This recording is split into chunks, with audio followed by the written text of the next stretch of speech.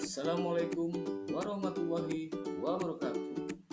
Salam guru penggerak, tergerak, bergerak, menggerak. Perkenalkan, nama saya Dwi Sampurna Kurniawan, calon guru penggerak Angkatan 10, Kota Madia, Jakarta Selatan. Pada kesempatan ini, saya akan memaparkan tugas mengenai koneksi antar materi modul 1, kesimpulan dan refleksi pemikiran Ki Hajar Dewantara. Sebelum melanjutkan pada paparan berikut, ada pertanyaan yang mengganjal pada benak saya. Yang pertama adalah, apa yang saya percaya tentang peserta didik dan pembelajaran di kelas sebelum saya mempelajari modul ini? Yang saya percaya tentang peserta didik dan pembelajaran di kelas sebelum saya mempelajari modul 1.1 adalah bahwa peserta didik ibarat kertas yang kosong. Yang kedua adalah pembelajaran bertarget pada kurikulum. Peserta didik memiliki keseragaman dalam berpikir. Dan yang keempat, memberikan hukuman pada peserta didik. Apa yang saya pelajari dari modul 1.1 ini? Pelajaran yang dapat saya ambil dari modul 1.1 ini adalah dasar pendidikan. Tujuan pendidikan adalah menuntun segala kodrat yang dimiliki anak-anak agar mereka dapat mencapai keselamatan dan kebahagiaan setinggi-tingginya sebagai manusia dan anggota masyarakat. Kedua, kodrat alam dan kodrat zaman. Kodrat alam berkaitan dengan sifat dan bentuk lingkungan di mana anak berada atau karakter dan sifat dasar yang dimiliki anak-anak. Selanjutnya, kodrat zaman. Kodrat zaman berkaitan dengan isi dan irama. Artinya, konten pengetahuan yang diadopsi berdasarkan sosial budaya Indonesia dan perkembangan saat anak berada. Ketiga, sistem AMO.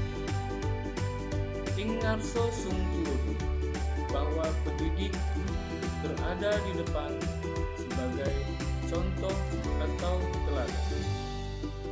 Ingmadio Mangunkarso, pendidik berada di tengah untuk memberi semangat.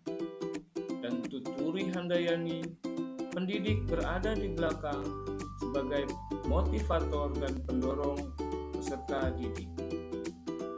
Selanjutnya yang keempat, budi pekerti. Budi pekerti adalah perpaduan cipta, karsa, dan karya. Artinya, perpaduan cipta yang dipengaruhi oleh kognitif anak-anak, karsa, kemauan anak-anak, dan psikomotor bahwa anak-anak termotivasi melalui gerakan dan tindakan. Pertanyaan selanjutnya adalah, apa yang berubah dari pemikiran atau perilaku saya setelah mempelajari modul 1.1 ini? Perubahan perilaku yang saya alami setelah mempelajari modul 1.1 ini adalah, yang pertama, memberikan tuntunan dan arahan kepada peserta didik. Diketahui bahwa setiap peserta didik memiliki kemampuan yang berbeda-beda. Oleh karena itu, kita sebagai pendidik haruslah dapat menuntun, bukan menuntut peserta didik untuk melakukan sesuatu sesuai kurikulum. Yang kedua, melaksanakan pembelajaran yang bermakna dan menyenangkan. Artinya, seorang guru harus mempersiapkan lingkungan sebagai proses belajar peserta didik yang bermakna dan menyenangkan. Yang ketiga, melayani peserta didik sesuai dengan kebutuhan.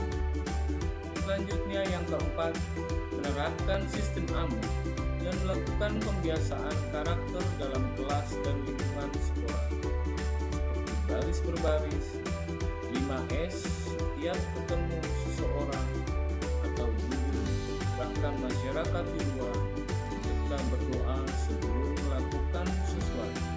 Pertanyaan selanjutnya adalah, Apa yang dapat segera Anda terapkan lebih baik agar kelas Anda mencerminkan pemikiran Ki Hajar Dewantara? Penerapan pembelajaran yang saya lakukan agar kelas mencerminkan pemikiran Ki Hajar Dewantara adalah sebagai berikut. 1. Mengidentifikasi karakteristik siswa terkait kebiasaannya, gaya belajarnya, kemampuan menyerap materi pelajaran, serta minat dan bakatnya. Yang kedua, merancang dan melaksanakan pembelajaran yang sesuai dengan kebutuhan siswa, menyenangkan, bermakna, dan merdeka. 3. Membuat kesepakatan di kelas bersama siswa agar siswa tidak merasa terpaksa dan lebih bertanggung jawab melaksanakan kesepakatan. Dan yang terakhir, menjadi teladan, memberi semangat, serta memberi dorongan dalam menanamkan nilai karakter. Demikianlah paparan koneksi antar materi modul 1.1 ini.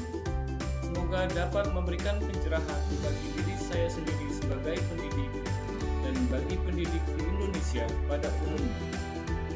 Wabillahi taufiq wal hidayah. Wassalamualaikum warahmatullahi wabarakatuh.